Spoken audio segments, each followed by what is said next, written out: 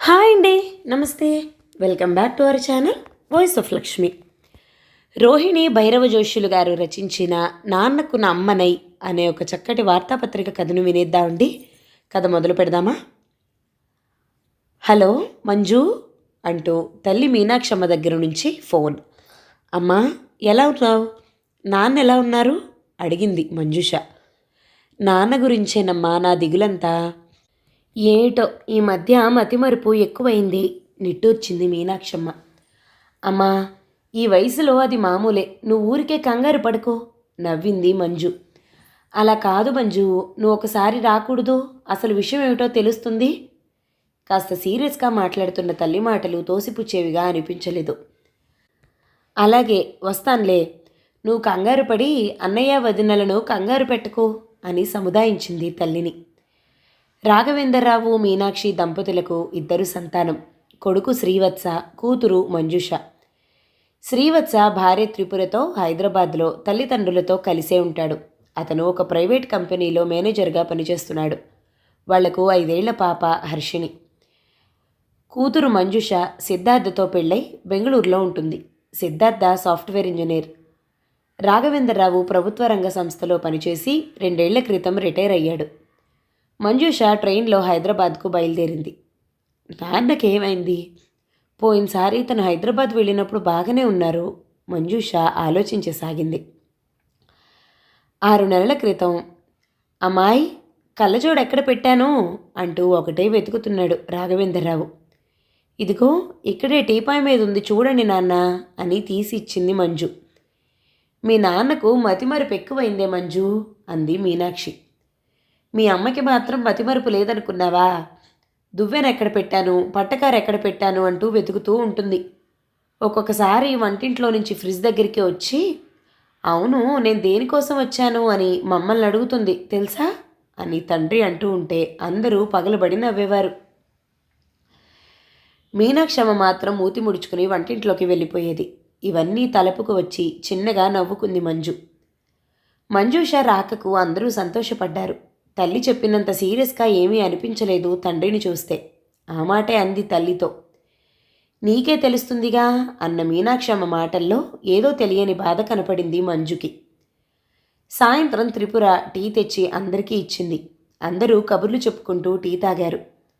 Office నుంచి వచ్చిన శ్రీవత్సకు tea ఇవ్వడానికి లోపలికి వెళ్ళింది త్రిపుర. ఇదిగో మీనాక్షి, నాకు టీ ఇవ్వలేదేం?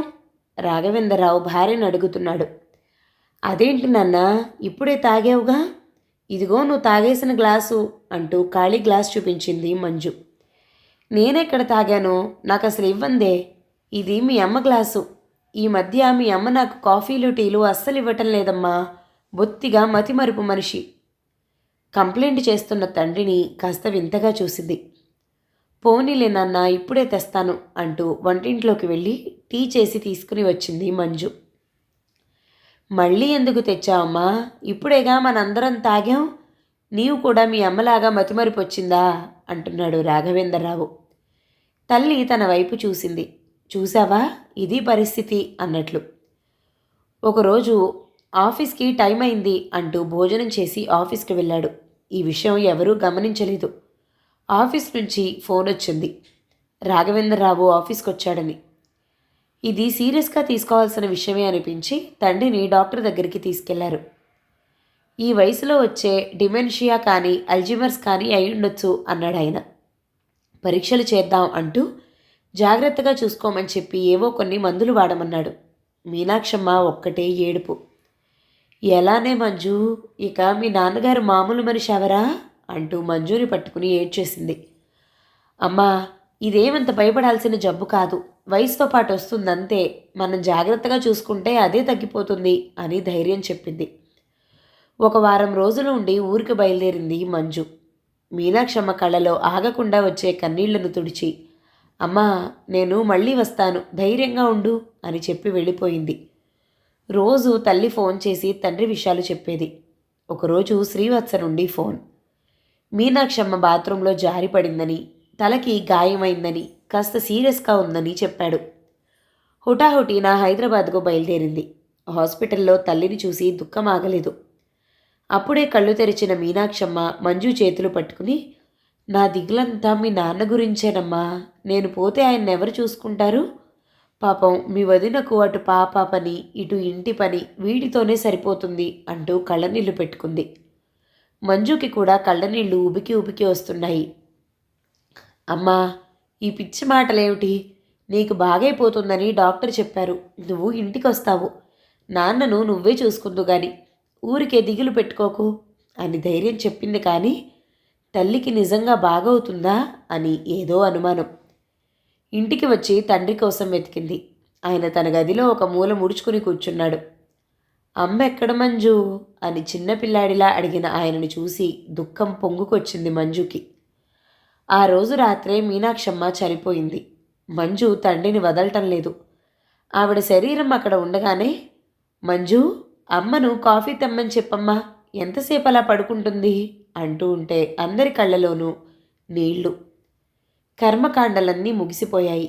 వచ్చిన చుట్టాలంతా వెళ్ళిపోయారు. శ్రీవత్స చెల్లెలి చేతులు పట్టుకుని, మంజు, ఇంకో 10 రోజులు ఉండకూడదు, నాన్న కాస్త కోలుకుంటారు అని అడిగాడు. అలాగే అంది మంజు. మీనాక్షమ్మ పోవటంతో రాఘవేంద్రరావు ఆరోగ్యం ఇంకా దిగజారిపోయింది. ఒకరోజు శ్రీవత్స స్నేహితులు ఇంటికి వచ్చారు.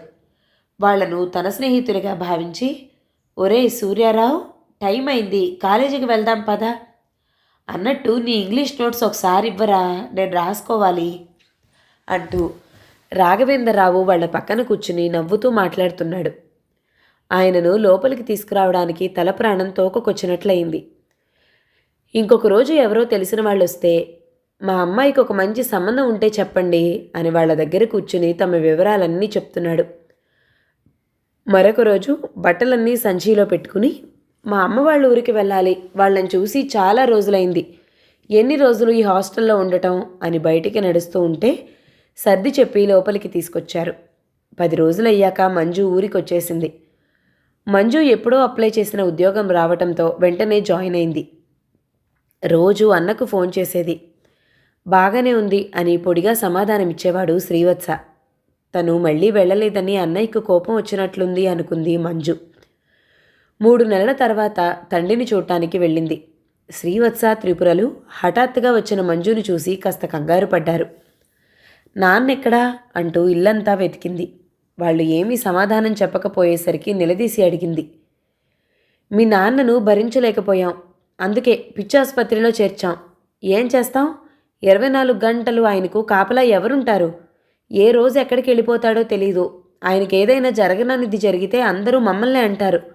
సమాధానం చెప్పాల్సింది మేమే కదా అని త్రిపుర గట్టిగా చెప్పింది. అది విని స్థాణువైంది మంజు. పరిగెత్తుకుంటూ పిచ్చాసుపత్రికి వెళ్ళి డాక్టర్ను కలిసింది. తండ్రిని తనతో పంపించమని వేడుకుంది. ఆయనను డిశ్చార్జి చేశారు. సన్నగా పూచిక పుల్లలా అయిపోయిన తండ్రిని చూసి నిర్ఘాంతపోయింది. అక్కడి వాళ్ళు చెప్పిన విషయాలు, ఆయన తిండి తినేవాడు కాదట, బాగా ఆకలేస్తే ఏదో 2 ముద్దలు తిని, మా అమ్మ చేసినట్టు లేదు అంటూ అన్నమంతా వదిలేసేవాడట. మంజుషను అసలు గుర్తుపట్టలేదాయన. ఎవరమ్మా నువ్వు అంటూ యగాదిగా చూశాడు. మంజుకు దుఃఖం పొంగుకొచ్చింది. తండ్రిని తీసుకుని ఆ రోజే బెంగుళూరుకొచ్చేసింది. 1 వారం రోజుల తర్వాత తండ్రి కొంచెం కుదుట పడ్డట్టయింది. ఒకరోజు, అమ్మా, నువ్వెవరివో కానీ మా అమ్మలాగా మంచి భోజనం పెట్టావు, దయచేసి నన్ను మా అమ్మ వాళ్ళ ఊరికి తీసుకెళ్ళవు అని రాఘవేంద్రరావు కూతురిని బ్రతిమాలాడు. ఏం చెప్పాలో అర్థం కాలేదు మంజుకు. వారం రోజులైనా రాఘవేంద్రరావు తమతోనే ఉండటం చూసి సిద్ధార్థ్ అడిగాడు, ఇంకా ఎన్ని రోజులుంటాడు మీ నాన్న? ఇక శాశ్వతంగా మనతోనే ఉంటాడు సమాధానమిచ్చింది. అదెలా కుదురుతుంది? ఆయన్ని చూసుకోవాల్సిన బాధ్యత కొడుకుది కదా. వెంటనే మీ అన్నయ్య ఇంటికి పంపే అన్నాడు. మంజుకు బాగా కోపం వచ్చింది.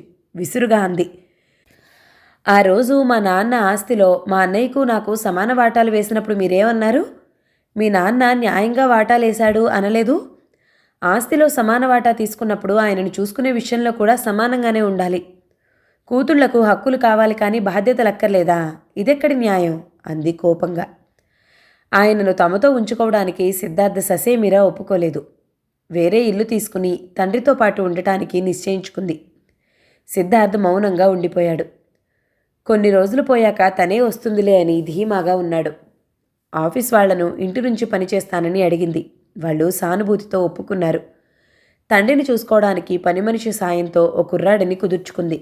కొన్ని రోజులకు రాఘవేంద్రరావుకు ఏమనిపించిందో, నువ్వు మా అమ్మవే కదూ అని అడిగాడు. మంజులో తన తల్లి పోలికలు కనిపించాయేమో. మంజును తన తల్లి అనే అనుకున్నాడు. ఇంకేమన్నాలో తెలియక అవునన్నట్లు తల ఊపింది. అంతే, ఆ రోజు నుంచి ఆ నాన్నకు తల్లిగా మారిపోయింది. మరో నెల తర్వాత సిద్ధార్థ్ నుంచి ఫోన్, ఇప్పటికైనా ఇంటికి రమ్మని. తండ్రిని వదిలిపెట్టి వచ్చే ప్రసక్తి లేదని ఖండితంగా చెప్పేసింది. ఇదంతా తెలిసిన సిద్ధార్థ తల్లిదండ్రులు విషయం ఏమిటో కనుక్కుందామని హుటాహుటీనే వచ్చారు. కొడుకు ద్వారా విషయం విని వెంటనే కోడలి దగ్గరికి వచ్చారు. వెంటనే ఇంటికి పదమన్నారు. మంజు అంది, అత్తయ్య, మీరు నాలాగా ఒక ఇంటి ఆడపడిచే కదా. ఇన్ని రోజులు నాన్నని తన దగ్గరే ఉంచుకున్నాడు మా అన్నయ్య.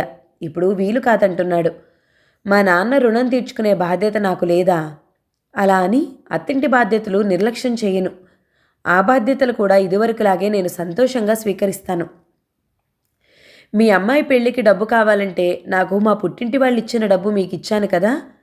మీరు అభ్యంతర పెడితే నా డబ్బు మీది కాదా అనలేదా నేను? మీ మోకాలకు ఇక్కడే ఆపరేషన్ చేయించి 6 నెలలు నేను జాగ్రత్తగా చూసుకోలేదా? ఇప్పుడు మా నాన్న విషయంలో మీకు అభ్యంతరం ఉందంటే నాకు ఆశ్చర్యంగా ఉంది అంది ఆవేదనగా. ఆవిడకు కూడా తన పూర్వపు రోజులు గుర్తుకొచ్చాయి. అవును, తన తండ్రి పోయిన కొత్తలో తల్లిని ఇంటికి తీసుకొచ్చింది. అప్పుడు అత్తమామలు తీవ్రంగా వ్యతిరేకించారు. భర్తను బ్రతిమాలింది. 1-2 నెలలు తల్లి తమ దగ్గరే ఉంటుందని, దుఃఖం నుంచి కాస్త కోలుకున్నాక పంపించేస్తానని. ఆయన ససేమీరా వీలు కాదన్నారు. అప్పుడు తను ఎంత ఆవేదన చెందింది. ఎన్నో రాత్రిళ్ళు దిండులో ముఖం దాచుకుని వెక్కి వెక్కి ఏడ్చింది. తనతో అంత చాకిరీ చేయించుకుని తన మాటకు కాస్త కూడా విలువ ఇవ్వని వాళ్ళంటే తనకెంత అసహ్యం వేసింది. అదంతా తలుచుకుని, నాకు తెలుసమ్మా నువ్వు పడే వేదన. నేను ఆడదాన్ని. నేను ఎంత దుఃఖం అనుభవించానో ఆ దేవుడికే తెలుసు. నీకు నేనున్నాను. మీ నాన్నను జాగ్రత్తగా చూసుకో.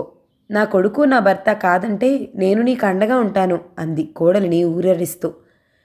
ఇదంతా చూస్తున్న మామగారు కూడా పశ్చాత్తాపంతో కొడుకును ఒప్పించాడు. ఇప్పుడు అందరూ కలిసే ఉంటున్నారు. ఆ తండ్రిని తల్లిలా చూసుకుంటోంది మంజు. కథ సమాప్తం. ఈ కథ గనక మీకు నచ్చినట్లయితే లైక్ చేయండి, షేర్ చేయండి, మంచి కామెంట్ చేయండి. మన ఛానల్ని తప్పకుండా సబ్స్క్రైబ్ చేయండి. Thank you so much for watching. నమస్తే.